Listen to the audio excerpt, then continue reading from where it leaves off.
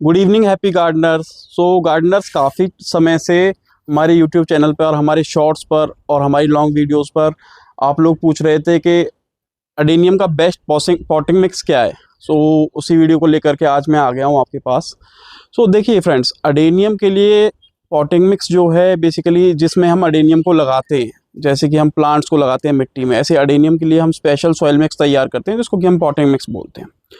और बिगनर्स के लिए मैं आप बता देता हूँ कि अडेनियम जो प्लांट है ना, बेसिकली उसको थोड़ा कम पानी की रिक्वायरमेंट होती है और अडेनियम के जो पॉट होते हैं उसमें पानी रुकना नहीं चाहिए, तो इसलिए हमको एक वेल ड्रेन्ड सॉइल मिक्स बनाना पड़ता है और इसीलिए हमें डिफरेंट टाइप ऑफ एसेंशियल्स की रिक्वायरमेंट पड़ती है।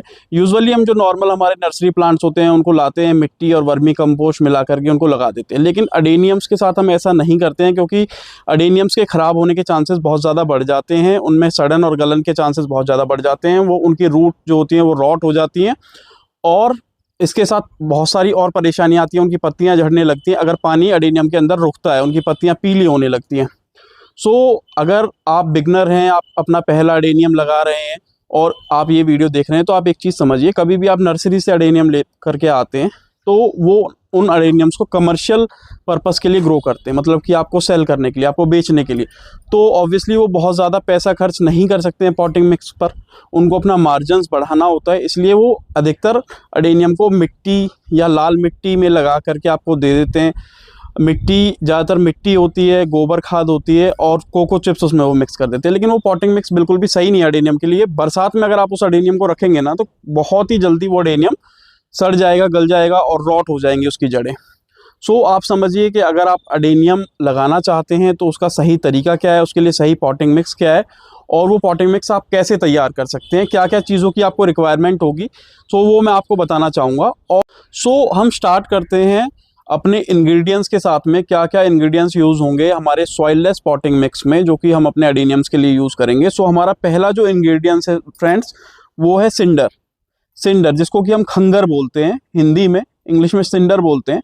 ये बाय प्रोडक्ट है कोल का, मतलब कि कोयला जब एक्सट्रैक्ट होता है ना तो ये बाय प्रोडक्ट की तरह निकलता है और ये एक मेन इंग्रेडिएंट है। जैसे और प्लांट्स पे आप मिट्टी इस्तेमाल करते हैं उसकी जगह पर हम अडेनियम के सॉइल मिक्स में सिंडर को इस्तेमाल करते हैं।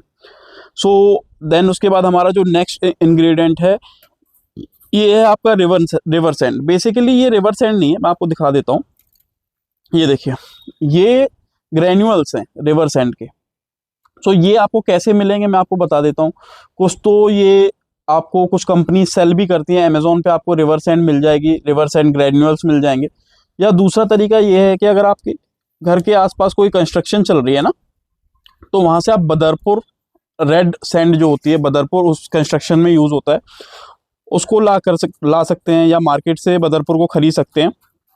और एक छलनी ले लीजिए आटा छानने वाली और उससे आप इसको छान करके एक्सट्रैक्ट कर सकते हैं और ये आपके अडेनियम पॉटिंग मिक्स में काम आएगा। सो ये इसका बेसिकली जो काम होता है ना, ये थोड़ा सा रिचनेस बढ़ाता है सॉइल में। देखिए जैसे कि ये सिंडर जो है ना, ये काफ़ी बड़े साइज़ का है, ये 2 to 8 mm का सिंडर है, ठीक है। खाली इसमें मैं प्लांट को लगाऊंगा तो उसको सेटल होने में थोड़ा सा टाइम लगेगा। अगर मैं रिपोर्ट करूंगा, इससे थोड़ा सा रिचनेस आ जाती है सॉइल में, ड्रेनेज बरकरार रहती है, रिचनेस आ जाती है, तो ये बहुत ज़रूरी इंग्रेडिएंट है, इसको आप यूज़ करिए। सो देन उसके बाद आ जाते हैं कोको चिप्स। कोको चिप्स आपको सभी को पता है, जो नारियल होते हैं ग्रीन कलर के जिनका हम पानी पीते हैं, ये उसके टुकड़े हैं सूखे हुए। देन उसके बाद आ जाता है आपका वर्मी कंपोस्ट, आप सभी यूज़ करते होंगे अपनी गार्डनिंग में, इसके बारे में ज़्यादा बताने की ज़रूरत नहीं है। लेकिन एक चीज़ मैं आपको क्लियर कर देना चाहता हूँ, वर्मी कंपोस्ट, इस वर्मी कंपोस्ट को देखिए, इसका कलर एकदम ब्लैक है, ड्राई होने के बाद हल्का ब्लैक हो जाता है। इसकी क्वालिटी बता रही है कि हाँ ये एक अच्छा और ओरिजिनल वर्मी कंपोस्ट है। अडेनियम के लिए आप जो भी वर्मी कंपोस्ट यूज़ करें उसकी क्वालिटी अच्छी होनी चाहिए, वो इस तरीके से ब्लैक दिखना चाहिए। देन फ्रेंड्स, हमारा जो नेक्स्ट इंग्रेडिएंट है वो है कोकोपेट। कोकोपेट क्या होता है? बेसिकली नारियल का जो छिलका होता है उसका चूरा, इसको हम कोकोपेट बोलते हैं। इसका क्या फ़ायदा है? बेसिकली ये देखिए, मैं दिल्ली से हूँ और दिल्ली में एक्सट्रीम गर्मी पड़ती है, तो मैं इसको अपने पॉटिंग मिक्स में यूज़ करता हूँ क्योंकि गर्मियों में ना ये थोड़ा सा पानी को रिटेन करता है, इसलिए मैं इसको यूज़ करता हूँ। वरना गर्मियों में क्या होता है, जैसे ही पानी डालते हैं वो निकल जाता है और जब अगले दिन धूप पड़ती है, सूरज जब निकलता है ना, तो होता ये है कि एकदम से प्लांट सूख जाते हैं, वो ना हो इसलिए मैं इसको यूज़ करता हूँ कि थोड़ा सा पानी को रिटेन करता है। देन उसके बाद हमारा जो नेक्स्ट इंग्रेडिएंट है वो है rice husk, carbonised rice husk. So carbonised कैसे, ये देखिए राइस हस्क होता है, उसको कार्बनाइज किया हुआ है, मतलब कि ना तो ये जला है पूरी तरीके से, अधजला हम इसको बोल सकते हैं। कार्बनाइज कर दिया गया है, इसको गर्म कर दिया गया है, इसको सेक दिया गया है, और जिसकी वजह से इसका कलर ब्लैक, हल्का ब्राउन, हल्का डार्क येलो हो जाता है। तो कार्बनाइज कैसे करते हैं राइसेस को, ये मैं आपको नेक्स्ट वीडियो में बताऊंगा। ये भी हमारा एक बहुत ही ज़रूरी इंग्रेडिएंट है। ये एक स्लो फर्टिलाइज़र की तरह काम करता है। बेसिकली ये नाइट्रोजन का बहुत अच्छा सोर्स है, तो स्लोली आपके प्लांट को नाइट्रोजन देता रहता है, जिससे कि उसकी पत्तियां और हरी होती है, प्लांट की और ग्रोथ होती है, उसकी ब्रांचेस डेवलप होती हैं। उसके बाद आ जाते हैं हम अपने नेक्स्ट इंग्रेडिएंट पर। ये है नीम खली। इसको आप जानते होंगे, आई थिंक नीम खली का इस्तेमाल किया जाता है ताकि प्लांट में किसी तरीके के कोई कीड़े ना पड़े, किसी तरीके के कोई लार्वा ना पड़े। सो ये भी हम एक पार्ट अडेनियम पॉटिंग मिक्स में रखते हैं।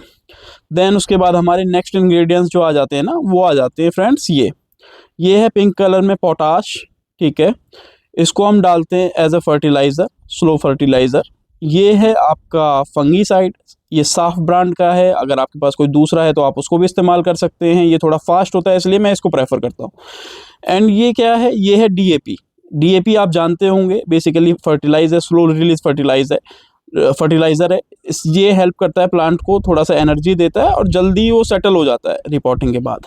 उसके बाद जो हमारा नेक्स्ट इंग्रेडिएंट है ना फ्रेंड्स, वो है ये देख रहे हैं बड़े ग्रेन्यूल्स। और इसको हम पॉटिंग मिक्स में नहीं डालते हैं, इसको हम जो हमारा पॉट होता है ना, जो हमारा प्लांटर होता है, जो हमारा गमला होता है, उसके बेस पर डालते हैं ताकि ड्रेनेज बनी रहे। जैसे आप ऊपर से पानी डालें, पानी नीचे से निकलने में देर ना लगाए, नीचे बॉटम में पानी रुके ना, और आपका पॉटिंग में जल्दी सूख जाए। सो फ्रेंड्स, इसमें हम क्या करेंगे ना, जैसे कि हमारे 10 इंग्रेडिएंट्स हैं, तो इसमें हम 4 पार्ट्स ले लेंगे cinder.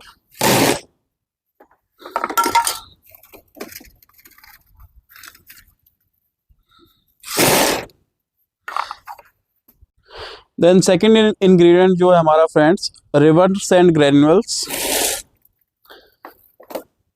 Third ingredient, cocoa chips. Fourth ingredient जो है हमारा, वर्मी कंपोस्ट, 2 पार्ट हम ले लेंगे। देन आएगा कोकोपेट, 1 पार्ट। उसके बाद राइस हस्क हम ले लेंगे, 2 पार्ट्स। नीम खली आएगा 1 पार्ट। देन ये जो 9th इंग्रेडिएंट है ना फ्रेंड्स, ये टोटली ऑप्शनल है आपके लिए। ये बेसिकली प्यूमिक स्टोन है। अगर ये आपके वहाँ अवेलेबल हो, आपको अवेलेबिलिटी हो जाए तो आप यूज़ कर सकते हैं। इसलिए मैंने आपको पहले जब इंग्रेडिएंट्स में बता रहा था, उस टाइम मैंने आपको इसके बारे में डिस्कस नहीं किया था, क्योंकि इसकी अवेलेबिलिटी थोड़ी सी टफ होती है, थोड़ा कॉस्टली भी आता है ये। अगर आप इसको अवेलेबल कर सकते हैं तो बहुत बढ़िया, वरना आप बिना इसके भी पॉटिंग मिक्स बना सकते हैं। ये बेसिकली पोरस बनाता है पॉटिंग मिक्स को, वेल ड्रेन्ड बनाता है पॉटिंग मिक्स को। इसकी जगह पे आप थर्माकोल के छोटे छोटे इसी साइज़ के टुकड़े भी यूज़ कर सकते हैं। Pumice stone 1 part. देन उसके बाद आ जाता है हमारे पोटाश, साफ फंगीसाइड एंड डीएपी।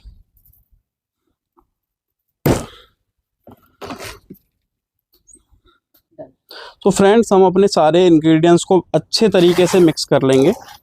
बहुत बढ़िया तरीके से हमको इसको मिक्स कर लेना है ताकि ये इक्वली मिक्स हो जाए। ये देखिए इस तरीके से।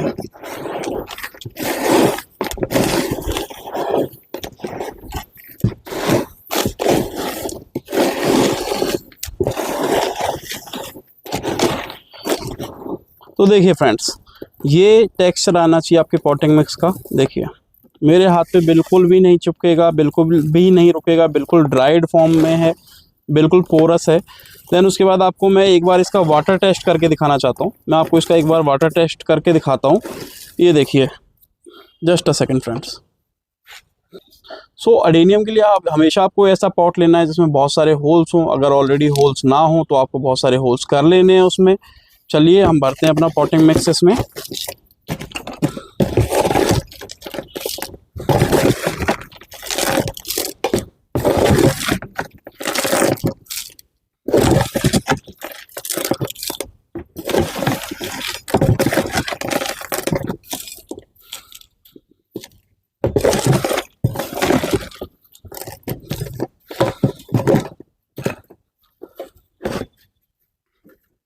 सो देखिए फ्रेंड्स, मैं गिनती करूँगा, मैं पानी डालूंगा इस पॉट में और आपको दिखाऊंगा कि कितने समय में ये जो पानी है ये नीचे से निकल जाएगा। देखिए बस, ये देखिए friends, with in 3 to 4 seconds पानी नीचे से सारा का सारा बाहर। ये देखिए इस तरीके का पॉटिंग मिक्स अडेनियम को रिक्वायर्ड होता है कि आप ऊपर से पानी डालें, विद इन 2 to 3 सेकेंड सारा का सारा पानी पॉटिंग मिक्स में से बाहर निकल जाना चाहिए।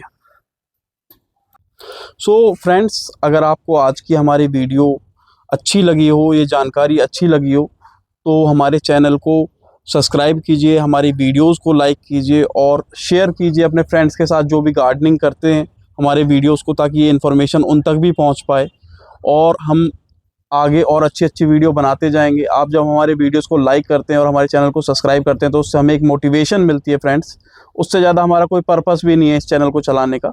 So please like and subscribe, और हाँ, बेल आइकन ज़रूर दबाएं ताकि आपको नोटिफिकेशंस मिलते रहें हमारी सारी वीडियोज़ के।